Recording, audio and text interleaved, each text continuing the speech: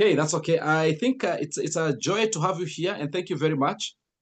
You are most welcome to our conversation this evening. I'm sure you must have read something on the poster, and here we call this organization Making Sense Institute. This is an organization where we do three things, three main functions. We have three categories of people that we address.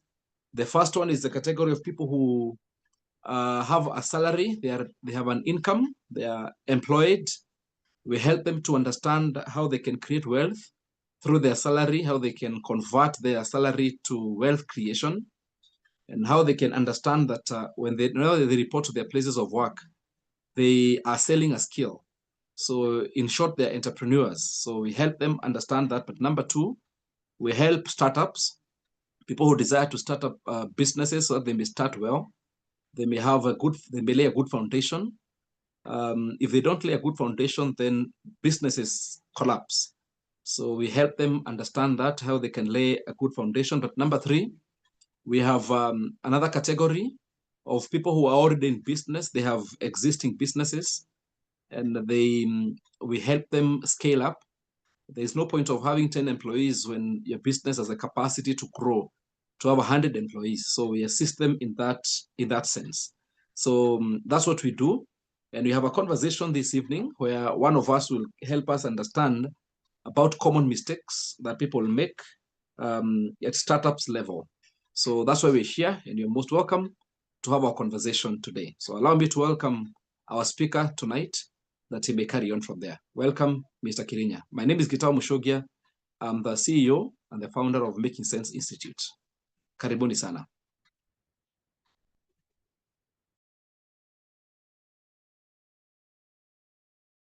All right, thank you very much, Gitau and team at Sense. Everyone who is joining us from wherever you're joining us, karibuni sana to our session today. So allow me to share my slides. Tell me whether you can see my slides. Yes, we can. All right. Okay. Excellent. So we are talking about the 5 common mistakes that people make when they are funding their startups.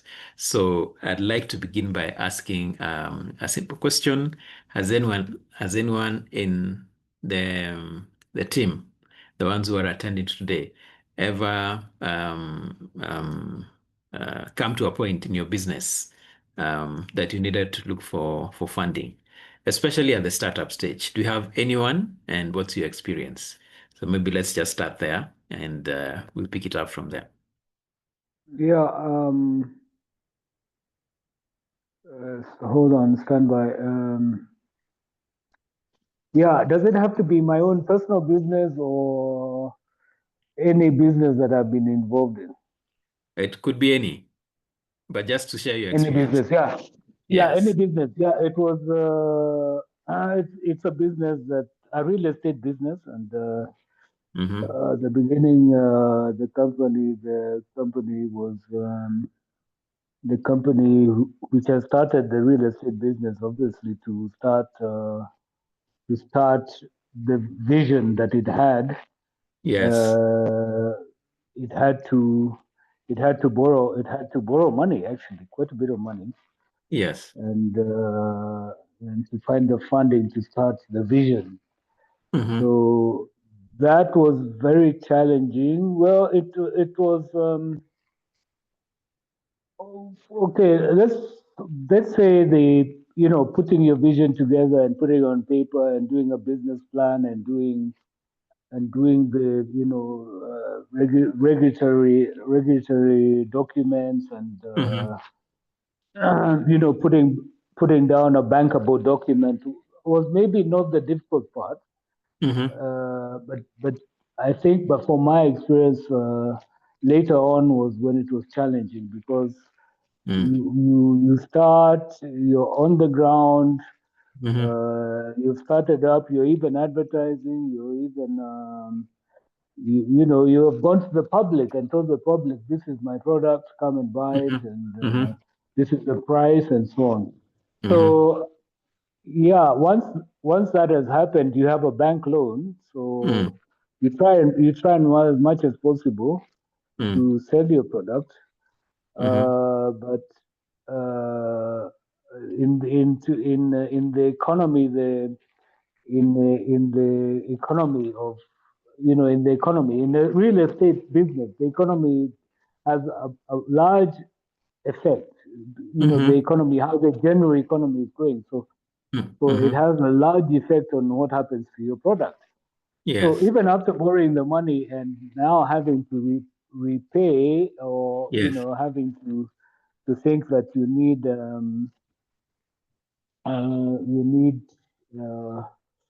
what you call monthly. You need monthly income generated Yes. monthly in order to pay your loan. So if a small hit sort of comes through, or you don't sell the product at a particular time, so the end of the month comes, maybe you don't meet an interest payment, and so my experience from borrowing money from a bank had been also like very much like a seesaw. Sometimes Yes. good, sometimes very bad. Sometimes good, sometimes very bad. That was the experience I had. Um, yeah, so it is a seesaw experience. In order for you to pay back the lending institution. So Yes. that was the main challenge. Wow. Excellent. And how did you overcome that challenge as we start our session today? What did you do about it? That Okay. mismatch Yeah. between Okay. the expectation of the bank and the cash flows that were coming into your business, the obligation and the cash flows. How did you handle that challenge? Okay. Let us say that as your product gets more recognized in the market, maybe you make some sales. So you make some sales this month. You don't make some sales the other month. Then at the end of the day, the product that we were selling, Yes. basically at Yes. the end of after, because we're in real estate, so we're building units. So we finished building the units, started selling them, and then we didn't manage to sell, all of them. I mean, yeah, exactly. We didn't manage to sell all of them right in time to be able to pay back the financial institution quick enough. So at one point, at the end, when we were finishing construction and all that, and all the buildings were ready, we were just waiting for people to walk in and say, "Look, I want this. I want this unit. What's the price?" By the time that has gone through and you have been paid for it, you still have units on the ground that are not sold, but your bank loan is increasing and increasing. So your question specifically is what happened? How did we solve it? Yes. Okay, in our case, and maybe it's a unique case, I don't know. It could be a unique case, but in our case, we had to, after developing all the units and trying to sell all of them, and not being able to sell all of them, so not being able to Yeah. recoup all the cash flow that we had projected, Yes. and we had still a balance to the bank, so we had to take a chunk of land and which was not developed, and sell Yes. that land, Yes. and then we were able to pay the bank off completely. So from Yes. that point, we still had the units on the ground, Mm-hmm. and we had paid off the bank, so we didn't have any bank loan or interest accruing every day. You see, for those kind of loans, development loans, your interest is accruing every day. But if you pay the loan, obviously now you don't have those costs.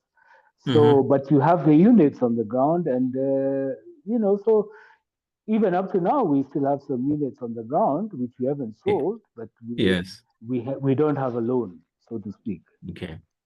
Wow. Yeah, that is what happened.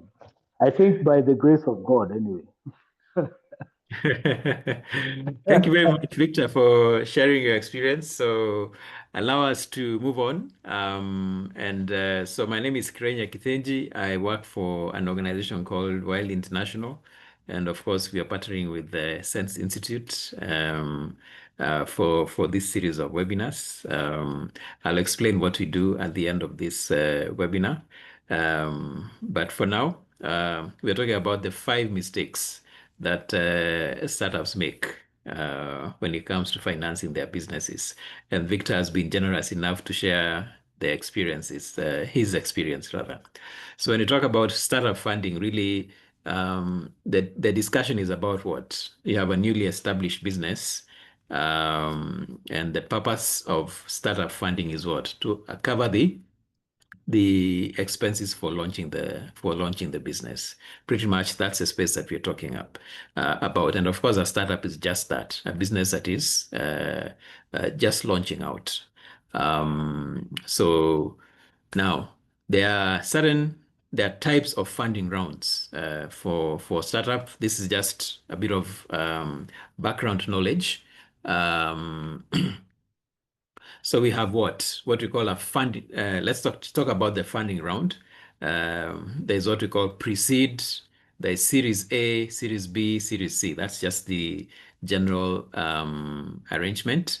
Now, in terms of the stage, pre-seed stage, we're talking about proof of concept or prototyping, coming up with what is called a minimum viable product for that stage, for the pre-seed stage. And for revenue growth for Series A, the purpose of Series A is to finance revenue growth. The purpose of Series B is growth, and then Series C is when you're really moving into large-scale expansions. But what we're really thinking about today is really pre-seed, basically, kind of funding. So what are we doing with the money? When it comes to pre-seed funding round, what are we doing with the money? Mostly for pre-seed, it's hiring. It's getting the right people on board. Then when you move to Series A, it's development, building operations, maybe branding and marketing. And then we move to Series B. It's again hiring for expansion, market expansion. You're probably even buying other businesses. And then for Series C, it's acquiring business, maybe expanding internationally or opening very many branches. That's the funding round. There's pre-seed, Series A, Series B, Series D, C, and some will even add D, E, and F. But for our purposes, it's just to know that there is what we call pre-seed funding, and pretty much that's the startup space that we are looking at, proof of concept and prototype. And then, of course, the purpose, common elements of growth is during the pre-seed stage, hiring, getting the right people on board is very important. During Series A, development is important. Series B, expansion, and Series C is a lot more bigger. But like I said, our space really is startup. That's pre-seed, right? So now let's move to our discussion for the day, and we are talking about 5 mistakes, 5 financial mistakes that startups tend to make in their businesses. So I'll run through them, but I'll try and make this as interactive as possible. So indulge me with your responses. Right? So on to the mistakes then. The first mistake when it comes to looking for funds for your startup is failure to recognize and validate your underlying assumptions. Failure to recognize and validate your underlying assumptions. And I think the story that Victor has shared about his relationship with financiers, I'm sure you're beginning to see an element of this. Failure to recognize and validate your underlying assumptions. Now, this is what I want to say for a start. Every business is built on assumptions. There is no business that is not built on assumptions. Yeah. And the point is, and the most common assumptions that we make are about market, about customers, about the viability of your product, and even about your business model. All right. Now, if you start off your funding journey, based on what? Incorrect underlying assumptions, of course, you're going to land yourself in a lot of trouble. Yeah. So my point is every business is built with around underlying assumptions. Remember here, we're talking about startups. You actually not, you don't have like proof of concept. You're at the very beginning of starting your business. Maybe you're in employment and you're thinking of setting up what Kenyans call a side hustle. That moment you get yourself into that space, you need to realize that that decision that you're making is being made on the basis of certain underlying assumptions. Now, if those underlying assumptions are wrong, of course, you're going to land yourself in a lot of trouble. And if they turn out to be right, of course, that works very well for you. So, so that's the first thing. The first mistake we make is we don't recognize and we don't validate our underlying assumptions when we are setting up when we are thinking about funding our startups. Okay, what's a cure? What do you think is a cure for that? Financial mistake number one, the failure to surface and to validate our underlying assumptions. And we're saying every business is built on assumptions. So if you don't identify what they are, if you don't make them explicit and find a way to validate them, of course, you're going to land yourself in serious trouble. What's a cure? What should be the cure for that? Financial mistake number one. We're saying surface and test your key assumptions at the earliest opportunity. Surface, bring them up and test your key assumptions at the earliest opportunity. Because you don't want to engage a financier based on wrong assumptions. And here is the thing. Sometimes we find it very difficult for us to do that. So my suggestion is get what people call a devil's advocate to help you with this particular stage of surfacing and testing your underlying assumptions. And please take this very seriously. And I'll repeat myself. There's no business that is not built on assumptions. If those assumptions are wrong, is it a wonder that a lot of businesses fail within the first year? So surface and test your assumptions. Get a devil's advocate, and I'll help you. For now, I'll be your devil's advocate. Let me ask you a few questions about your business. First question, what problem are you solving in the market? Yeah, what problem are you solving in the market? Very, very important question to answer, right?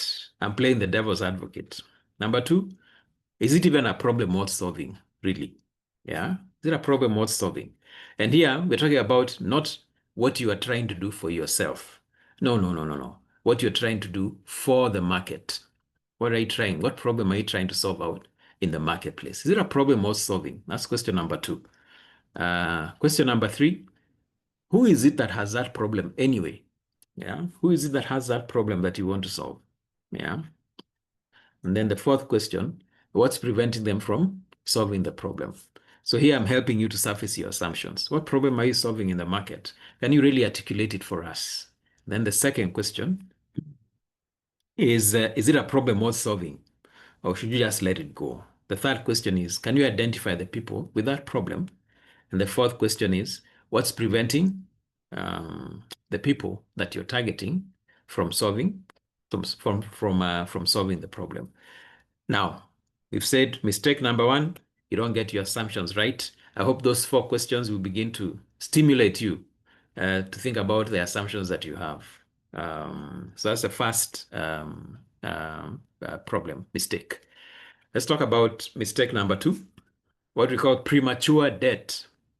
You are beginning to fund your startup with debt too early in that stage. Right. So here we're talking about you're looking for loans or other forms of debt financing before you've established a solid business model or a revenue stream or a customer base. You can see that is highly problematical because now what happens is when you borrow and your business model is untested, your assumptions are wrong, now you have 2 problems. You have a business that will collapse for sure because it's built on wrong assumptions. But that business that is collapsing, you borrowed money to grow it. Now you have two problems: a collapsed business and debt that you cannot pay, or a loan that you cannot pay. So you're seeking loans or other forms of debt financing before you've established a solid business model or revenue stream or customer base. That is what is called premature debt. Remember, you're a startup. We're talking about financial mistakes that startups make. So that's mistake number 2. So I'm going to stop there for a minute or two and ask. We are over 20 people in this webinar. Is there anyone who can identify with financial mistake number 1 or number 2 or both out there? So please raise your hand and we will listen to your horror story and tell us how you got out of it. Kiriinya, this is Phoebe. Yes, Phoebe. Good evening, everyone. Good evening. I think at the end of that statement, share your horror story. I don't think it gives us confidence to share our horror stories. But I will talk a little bit about mistake number 1. You don't get your assumptions right. Yes, let me go back there.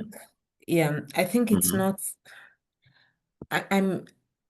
I got into a space which I had asked myself a few of the questions. What problem am I solving? And is it a problem worth solving? And I had answers to that. And I even went to people in that sector because it was a sector where I'm a farmer. I grew up in Nanyuki. And it was a sector that is, it doesn't have enough to satisfy the need, the demand. However, hey, you don't get your assumptions right. Even after I had spoken with the farmer, walked through with them and everything, there's still so many blind corners and so many moving parts that when you start, you have a pot of X amount of money and you're ready to go, and you've walked 10 steps ahead, and then you're told, oh, by the way, you should have sorted this. So you walk 5 steps back and look for money. So whereas I was ready to hit the ground running in 2020, and yes, I know COVID came in and changed everything. Yes. It took up to end of 2021 for me to really say, now I'm running a business because of the back and forth. And no, I did not take premature debt. What I chose to do is push in my savings. And then every money that I made, I put it back into the business. But the assumptions are what cost me more than I had put aside. Therefore, then I ended up with such a string budget, whereas I thought I had put enough money aside to run me 6 months or up to 1 year, which didn't happen. And therefore I literally became hand to mouth. Yes. From the get-go, which wasn't my plan. I think it's the assumptions. Thank you very much, Phoebe, for sharing your experience. Thank you very much. Anyone else would like to share? Just a quick question to Phoebe. Sorry, just clarify. You said you're a farmer of what? I grow herbs in Nanyuki. Herbs, like legal herbs. Yeah. Herbs, huh? Herbs. Yeah. Okay. Thank you. Like thyme and rosemary and sage and mint. Cooking herbs. Good, great. Thank you. Thank you. Thank you very much. Anyone else? Maybe a financial mistake number 2. We have 3 more to cover. But again, Victor, Phoebe, thank you very much for sharing your experiences. It's great. All right. So to go back, first mistake, you've not recognized and validated your assumptions. And here we are asking ourselves, we are saying every business is built on assumptions. So if you fail to recognize and validate them, of course, you land yourself in a bit of trouble. It doesn't mean that your business will collapse, not necessarily, but you'll probably take longer to succeed because of your underlying assumptions. And then the second one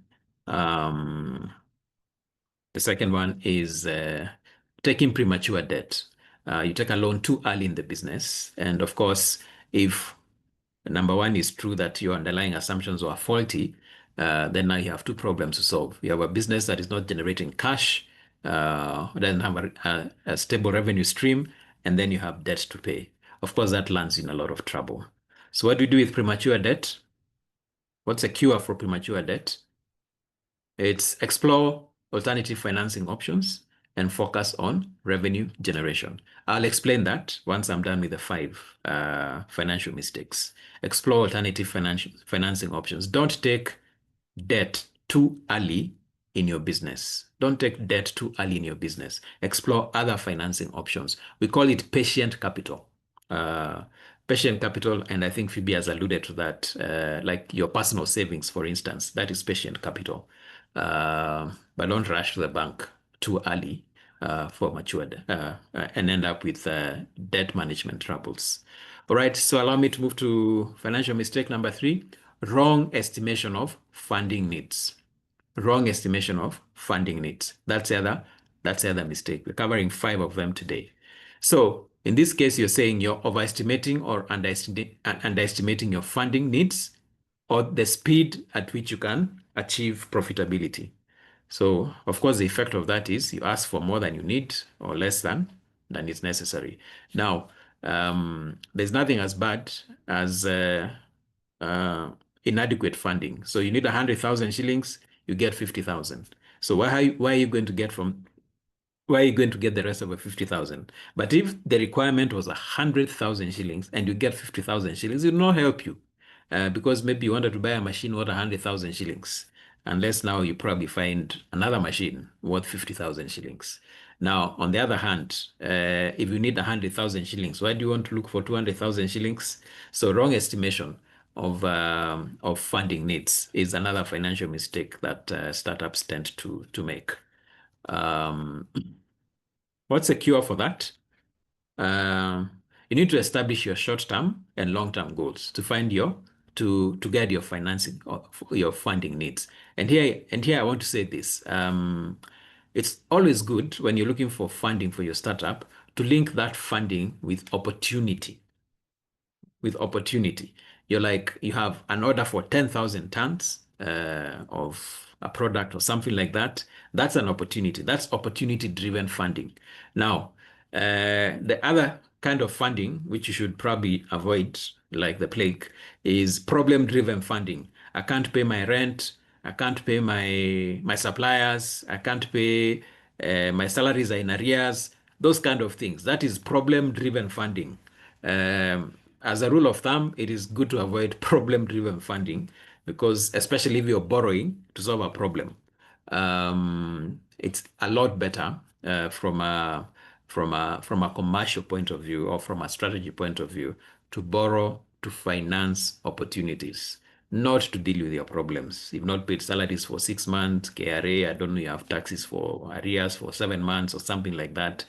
You don't borrow to deal with problems, or you shouldn't borrow to deal with problems. You should borrow to finance opportunities for your startup. Why am I saying that? Ideally, those problems that you're having in your business, salaries are in arrears, rent is in arrears, your suppliers are calling you every day, those problems should be funded by your cash flow. Those problems should be funded by your cash flow. So the reason why you're not able to pay your taxes or your salaries are in arrears and your suppliers are knocking on your door is because there is no cash in the account. And the reason why there is no cash in the account, most likely you're not selling. And if you're not selling, where is the market? So that's why we're saying, as a rule of thumb, it's not a good idea to fix those problems by borrowing, by looking for funding.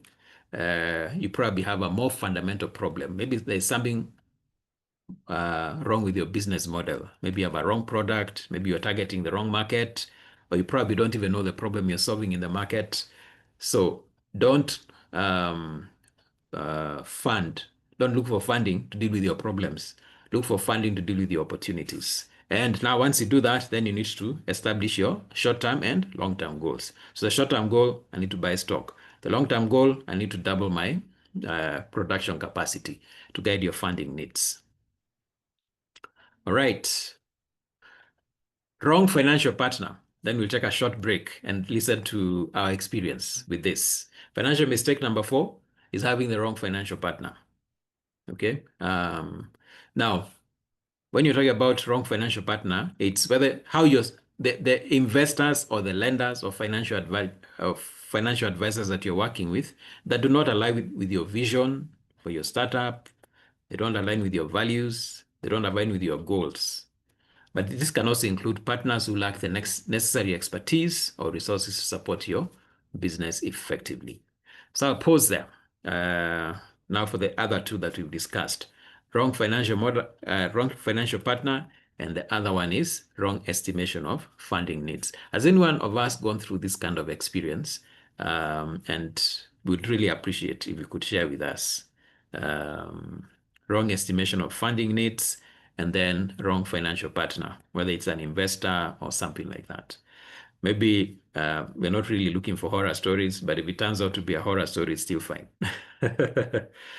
So please. It means nothing is permanent. Huh? Yeah.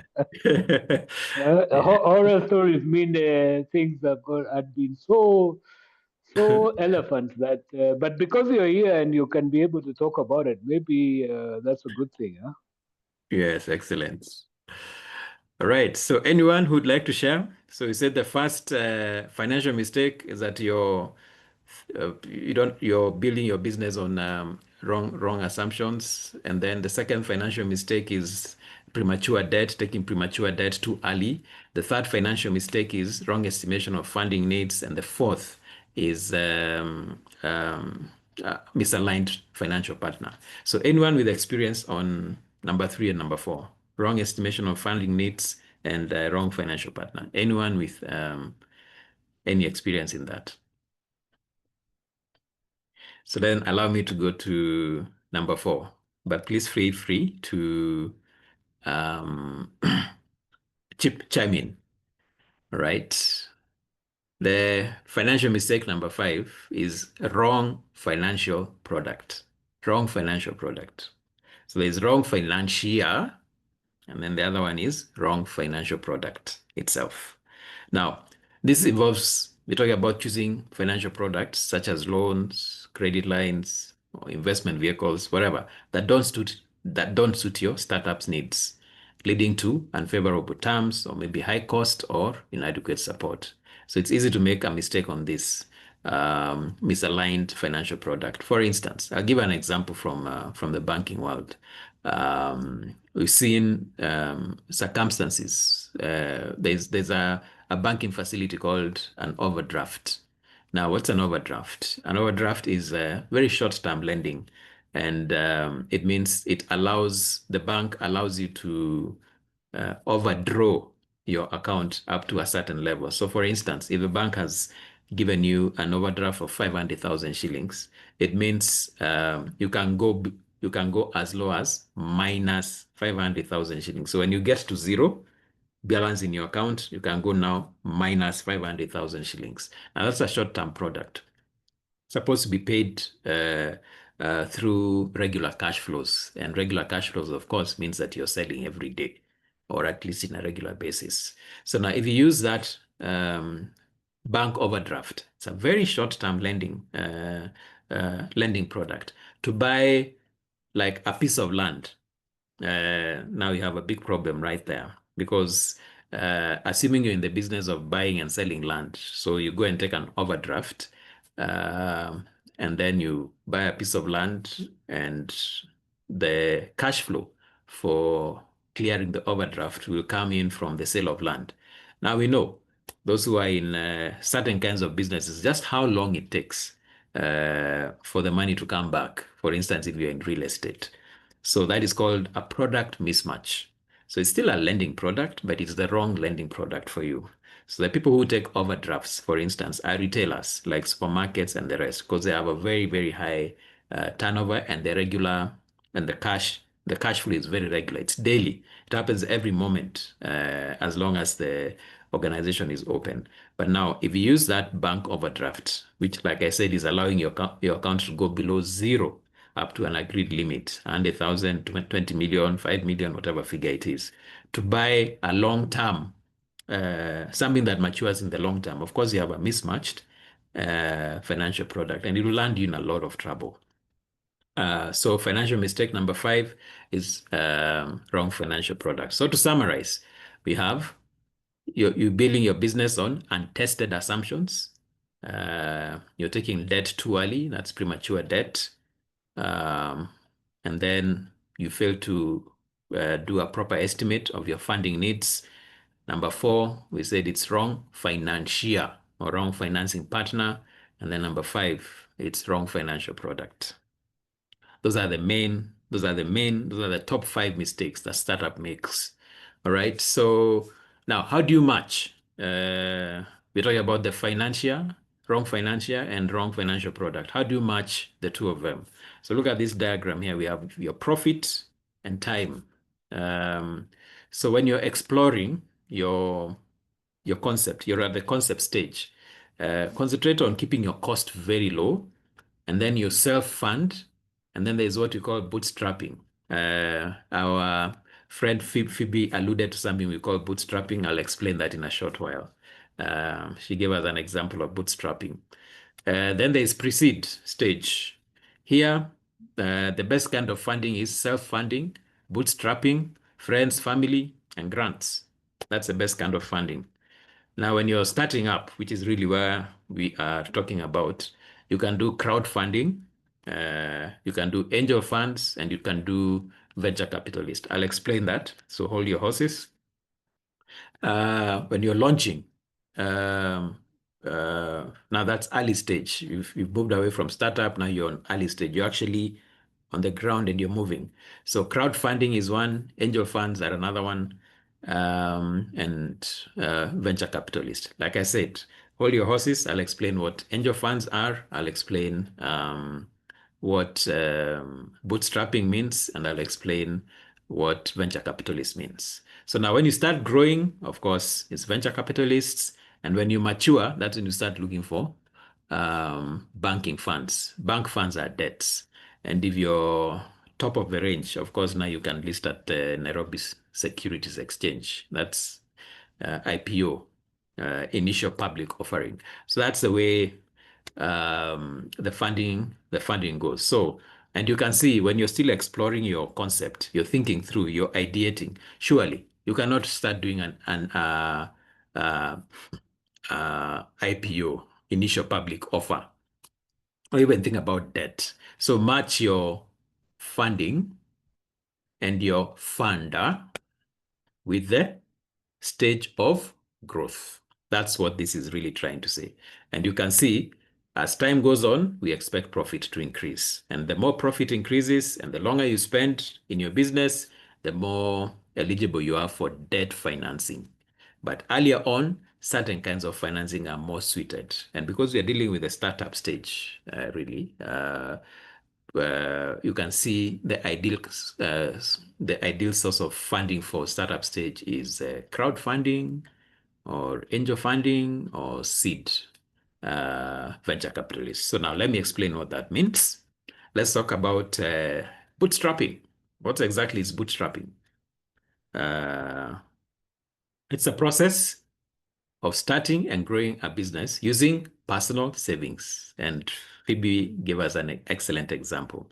And revenue generated from the business itself without relying on external funding sources. So bootstrapping is ideal for the startup stage, okay, where we are at, because that's what we're discussing today. Bootstrapping is the process of starting and growing a business using personal savings and revenue generated from the business itself. That is called retained earnings, without relying on external funding resources. So that's bootstrapping. The other terminology I used was what? Venture capitalist. Who is a venture capitalist, right? Venture capitalists are professional investors. They are not just people floating around from the sky. They are professional investors. That's what they do for a living. The way a lawyer does legal for a living and the way a dentist does your teeth for a living. So venture capitalists are professional investors who provide funding for startups and early stage companies in exchange for equity. What is equity? So a venture capitalist will come and take a stake in your business, buy some shareholding, 10%, 20%, 50%, depending on what you agree. And then what they're doing is they're seeking high returns on their investments. That's what they're doing. But the thing about venture capitalists, they're not there to stay. Yeah, they come, they buy a stake in your business, they invest, the business grows, then they sell and they leave. Now, when a venture capitalist sells the stake that they have bought in your business, they can either sell it back to you or they can sell it maybe to another venture capitalist. That's the way they work. So venture capitalists work with buying a stake in your business. So for instance, you have 100 shares in your business. Maybe each share is valued at $1. So that means your business is valued at 100 shillings. So I'm a venture capitalist. I'll come and tell you, okay, I think you're looking for funding. You give me 50 shares and I'll give you 50 shillings so that you can expand your business. But we also need to agree on when I'm going to leave. Typically, venture capitalists invest for 5 to 7 years and then they exit. So really their business is buying and selling businesses. That is their business. The way we have real estate, you buy land, you wait for it to rise, then you sell. So that's what venture capitalists do, but they invest in your business. We're asking, what is the ideal source of financial for who? For a startup like yourself. So bootstrapping is number one, venture capitalist is number two. Then finally, there's what? Angel investors. Who are angel investors? Now, those of us who are Christians, no.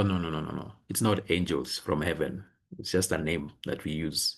They're called angel investors. So angel investors are individuals, affluent individuals or very wealthy individuals who invest their personal funds in startups, often providing not only capital, but also mentorship and guidance to help the business grow.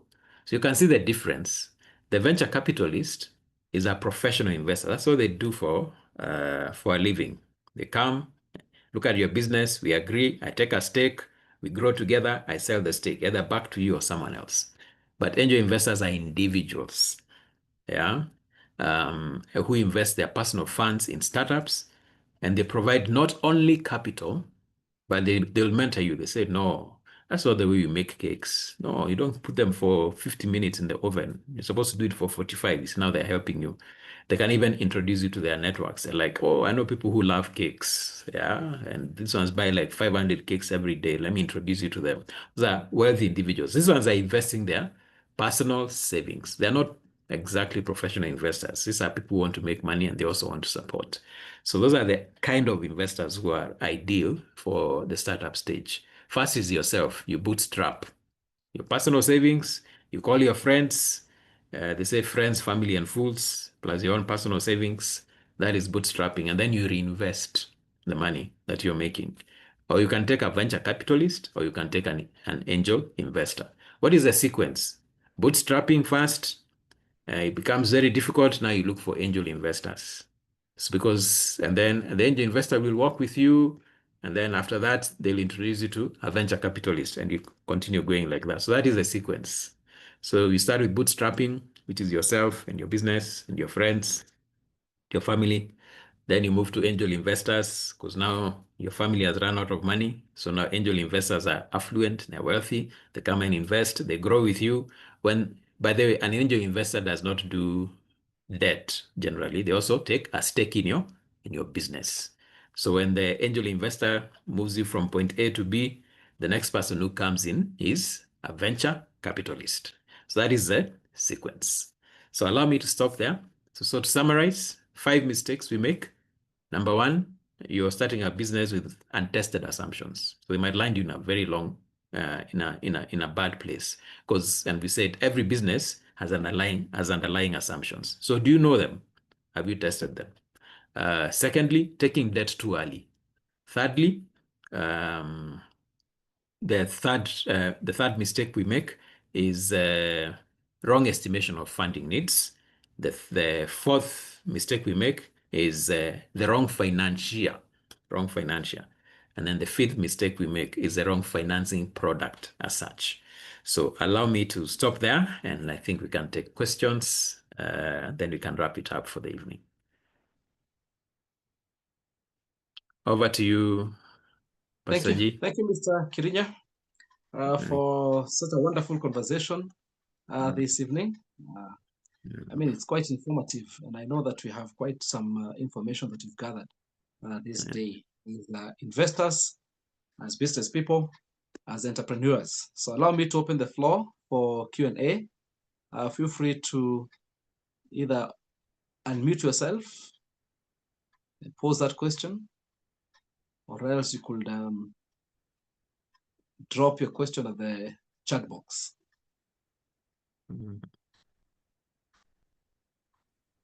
You're free. Maybe You're I can free to start. go. Yes. Maybe I can start. Go ahead, Victor. Mr. Kiriinya, yeah, maybe I can start. First of all, Mr. Kiriinya and Mr. Kiriinya, thank you so much for your presentation. It has been wonderful. It's been very informative, and I'm glad I joined.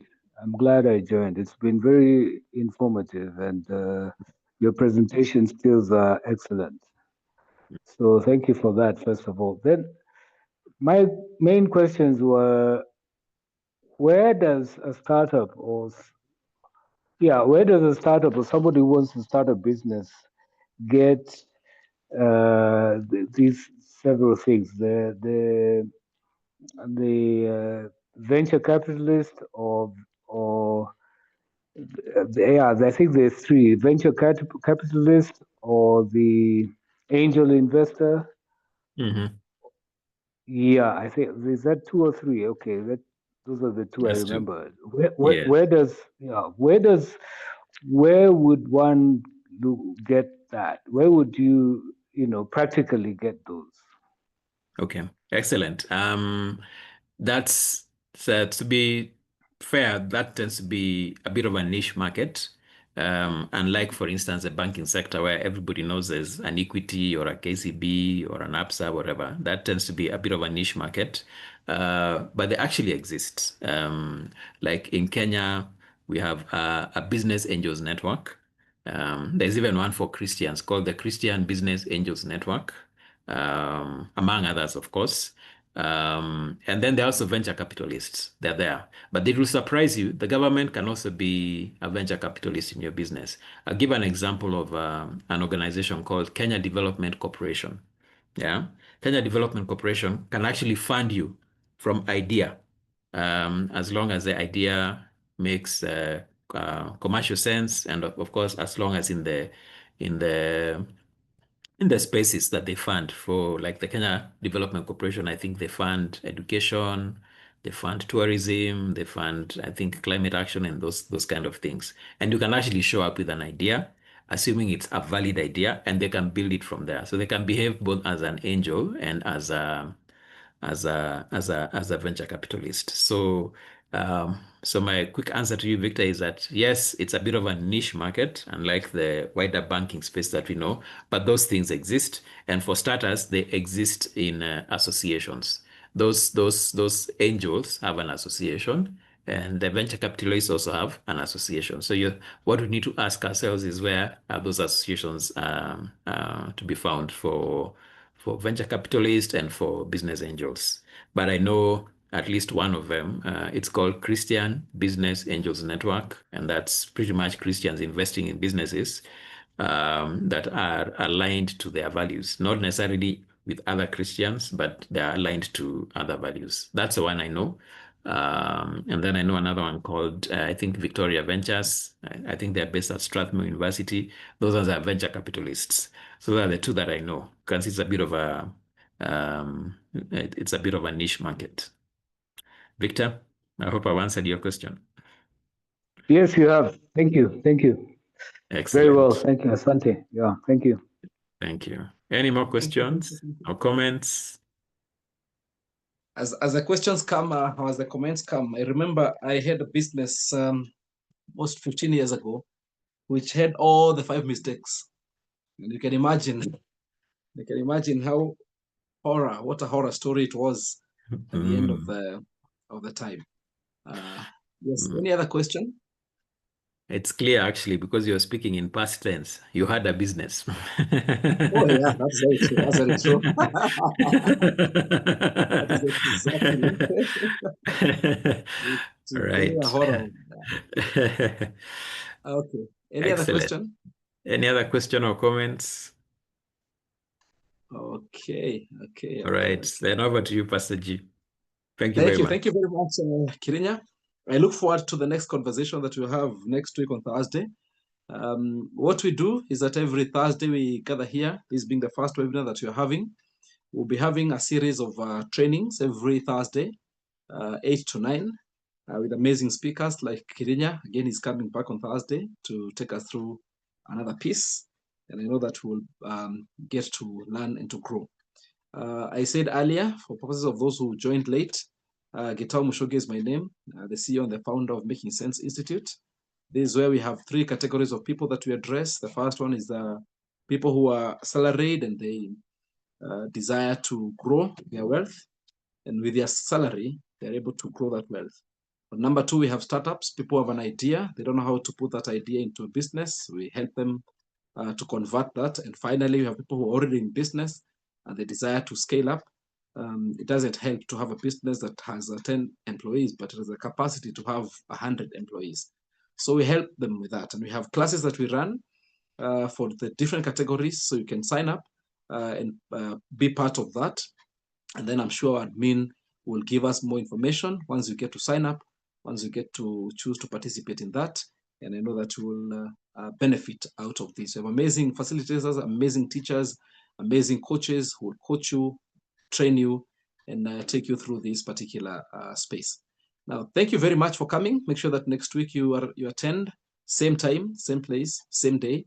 And I know that will be good. Now, thank you, Phoebe, for appreciating Making Sense Institute. Thank you, Peter. It's an eye-opening training session. Asante sana. We have Nixon, Rubia. Thank you. Great opening session. Looking forward to the next session. Yes, make sure that you invite someone. Thank you, Nixon. Thank you for coming and participating. Thank you very much. Thanks to the presenters. I found the presentation information insightful. This presentation has been recorded, so it will be posted on our YouTube channel. And I know that you can get it later and even get more information right there. Making Sense Institute. We have a YouTube channel for that. Looking forward to the next session. Thank you. Great presentation. Thank you. Thank you very much. Thank you for participating in the poll. Thank you for coming. Looking forward to seeing you again on Thursday next week at exactly 8 p.m. Invite a friend to invite a friend. Thank you. Have a blessed night.